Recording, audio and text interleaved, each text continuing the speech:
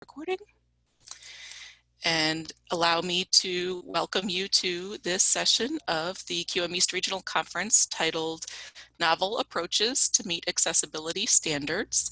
Please join me welcoming your presenter, who will introduce themselves and begin the presentation. Hi, good morning. My name is Jennifer Glaab. I'm a senior instructional designer at the University of Tennessee, Chattanooga. Thank you very much for attending today. I know we only have 25 minutes, so my presentation will be brief because I'd like to show you some examples of the approaches that we're using here at UTC to meet accessibility standards. So I'm going to go ahead and share my screen. Can everybody hear me? Perfect. Great. Thank you. All right. So my first question for you, just to get a little background, what is your level of experience with creating accessible documents? ABC, if you would put that in the chat, please.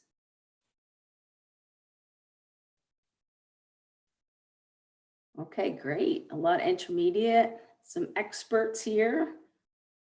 That's great. Super. Okay, it looks like we have a little bit of everything, so that's great. I'm going to talk about some approaches that we're actually using. We won't go over how to make accessible documents today, but I have provided some resources for you to get started in creating accessible documents. And that's in the resources section. All right, so my next question, you can put your answer in the chat as well. What is your university doing to assist your faculty to create accessible documents?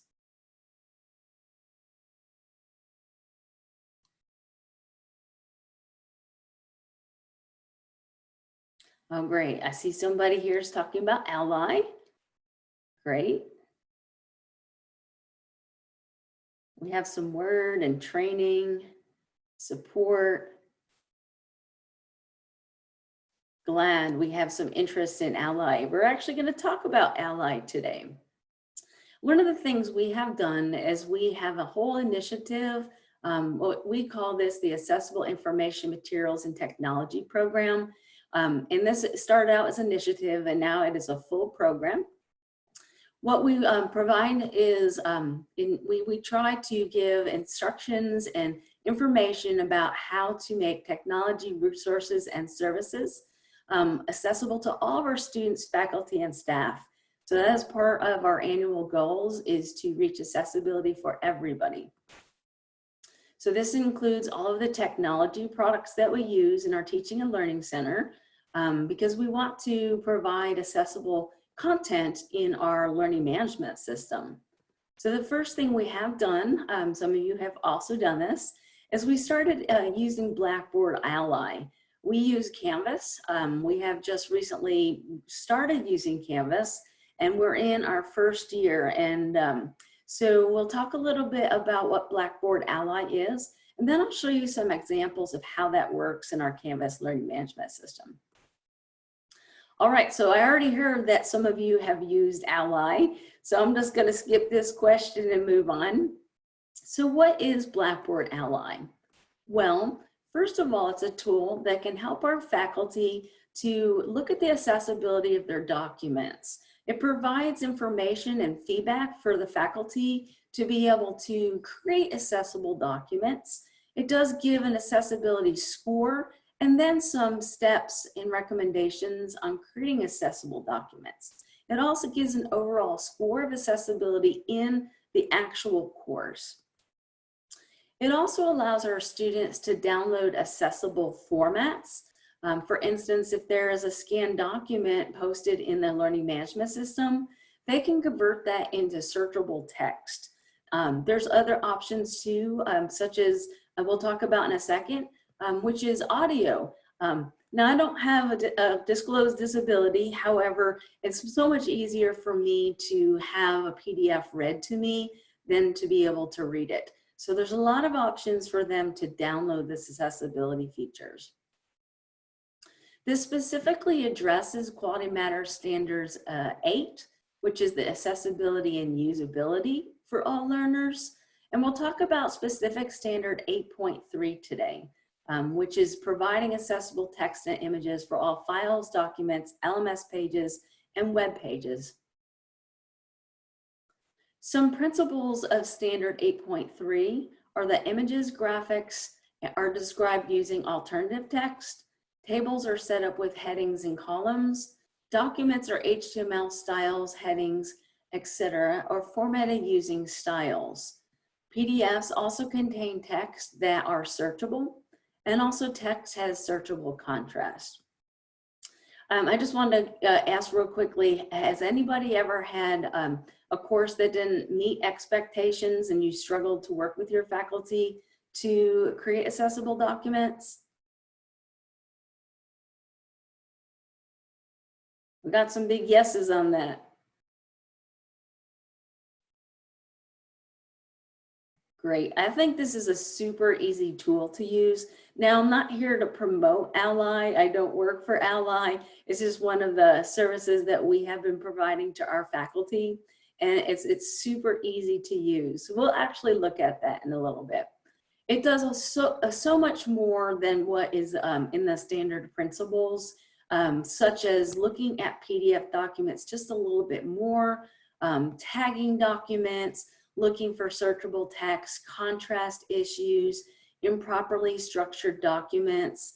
It also looks not only at documents, it also looks at the web pages. It looks at all pages in Canvas, also looking for accessibility, including graphics.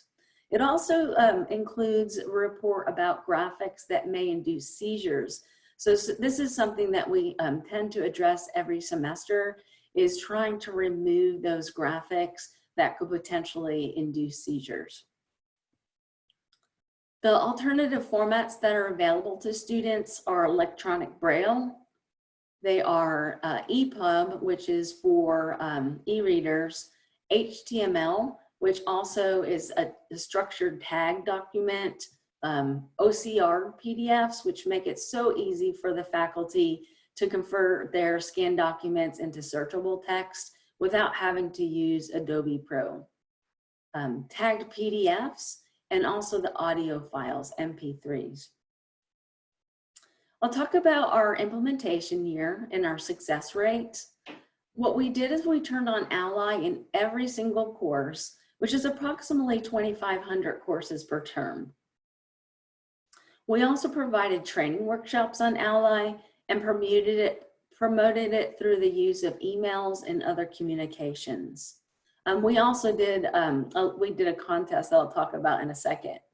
As a result, this year we had 1,642 documents, images, and HTML pages fixed to become more accessible.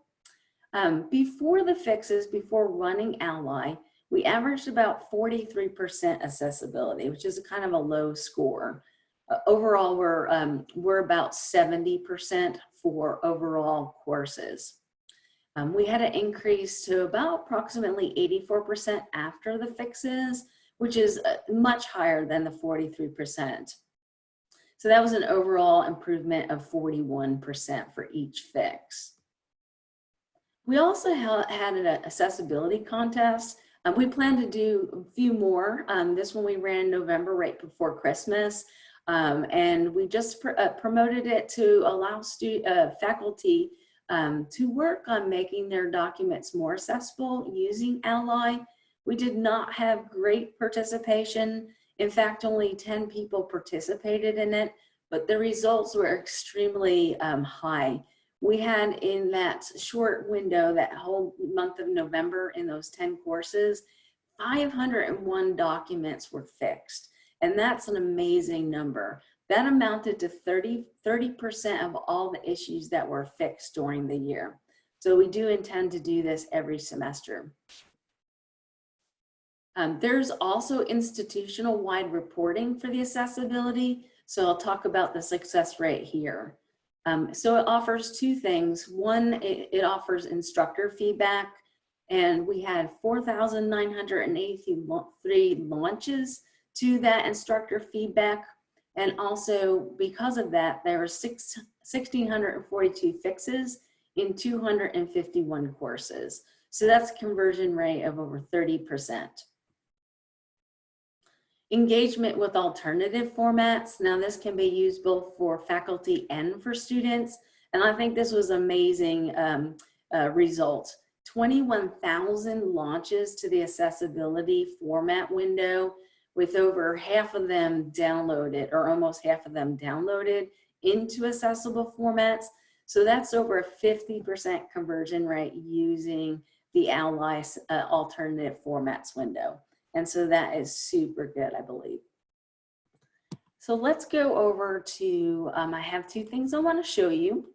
I want to show you the institutional reporting, and then I'll show you the course reporting.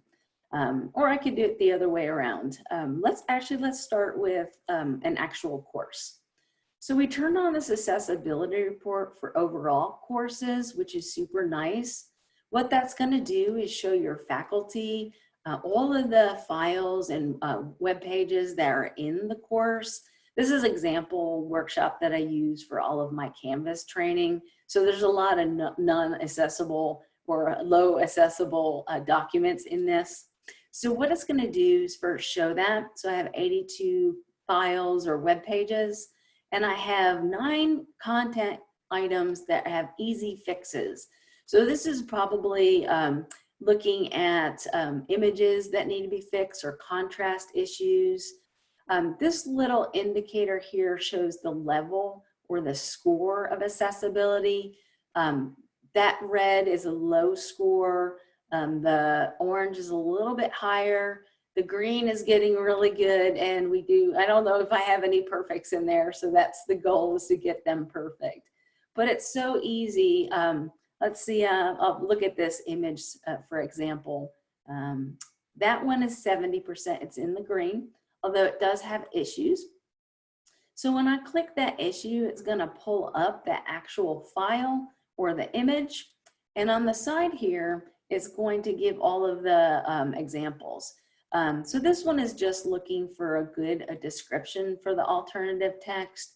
So that's the example on that one. I'll look at a different one here. This Word document's pretty low. So when I look at that, it'll pull up the document again. And what it's gonna do is show me all of my issues. So it looks like this document, it has images that don't have alternative text to them, and it also does not have headings. So if I click fix, it may give me some examples of how to fix that, how to add headings here. So it's a little instructions for the class, for the faculty. And this one is suggesting that you go back to the Microsoft product, your document, and then do fix that and reload it. As you saw a second ago, you can easily reload your document here. That way, if it's linked throughout the learning management system, you don't have to go to every page to go relink it. So it's easy to drag and drop right into there. Also here, I'll go back real quick. It does show the low scoring. So these are the suggested ones to fix quite easy, but it does look at all of the files here and it rates them in severity. So this is a major severity here because this document is scanned. That is a 0% accessibility score in Ally. And if I click the little arrow, it's going to show me which documents are scanned. So my overall score here for my course is at 89%, and looks like I have a lot to do in this course to make it more accessible. All right, I'll take a quick look at the institutional reporting here. This one does show just some brief details about overall score, files, the web pages. It does give me a whole list of all my courses. Every single one that's in there, you can filter it here by semester. So our spring semester here, it does bring up all of the courses. It shows the accessibility score in those courses. So this one, like 23%, it's gonna show me right here how many files, and also it's gonna list all of the accessibility issues, ranking them severe, major, or minor. Same thing, I could log in real quick and see which documents needed fixing.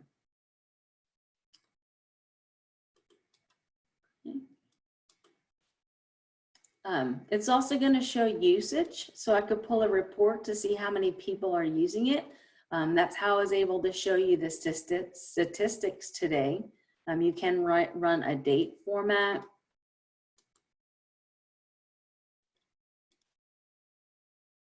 And then here, it looks like summer's just starting, so that doesn't, we won't look at that one. Oops. So spring here, we have an overall accessibility for the entire university in using Canvas is 72%. And that seems to be our average. Like I said, again, we just implemented this this year. So this is our first year. So hopefully we'll start getting that a little bit higher as we provide more opportunities for the contest and providing more workshops for our faculty to try to educate them. These are all the files and these are all the courses for that semester. And again, the ranking. So I can go very quickly here to look at severe. And this is the one I wanted to point out. It looks like we have 4 images that can induce seizures. So I can very quickly go see what courses those are in, and I can contact that instructor and try to work to get that one fixed immediately. So at this point, I do want to stop to see if I can answer any questions that you have. Yes, Jennifer. Yeah, we've got a couple here in the Q&A. So questions about if Ally is available for Moodle, Canvas, or does it work with any LMS? What LMSs does it work with? Again, I'm not working for Ally, so I do not know all of those answers. I am providing you this handout here introducing Blackboard Ally. It does look like it is usable in many learning management systems. So I thought I'd provide this to you so you can take a little bit of a look at it. It might say, it doesn't actually, yeah, it doesn't say here which learning management. It does say here, I think, that it integrates directly in, but it doesn't say what. So again, this is a Blackboard product, which we're using in Canvas. So I believe it does go over multiple platforms. Okay, yeah, and it looked like Glenda answered Paula that it is available in Moodle, so Okay. they've had experience with it in Moodle. I'll put the link to the presentation materials in chat where that handout is shared. Okay. There's another question. In Canvas, we are using You Do It. Have you tried it, and how does it compare to Ally? We have not. I have not used that. We weren't using anything before this, so I think it's part of our initiative to make all accessible services and materials for our faculty, staff, and visitors accessible. This is one of the major initiatives that we have implemented at our university. So like we did start as an initiative and now we're a full program. We do, at Canvas in general is accessible. All of the technologies that we use, whether it's digital textbook companies or lecture capture systems or whatever technologies we use, it goes through a process of making sure they're accessible. We do make our accessibility statements available to all of our students and faculty on our university website. Okay, and we've got about 5 to 6 minutes left. A few more questions. You're using a Blackboard tool in Canvas, correct? Is there a specific version of Ally you're using?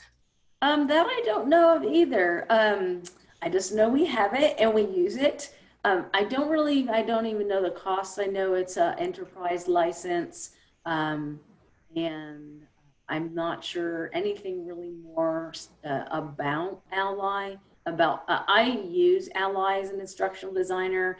I'm not one of the administrators, so I don't really know the answer to that question. I'm sorry. Okay.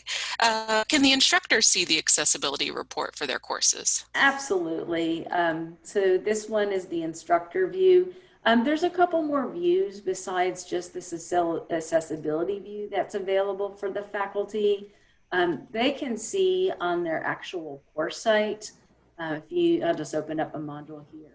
They do see any files that are listed in that module, and it does have the accessibility meter, and they can quickly click that accessibility meter.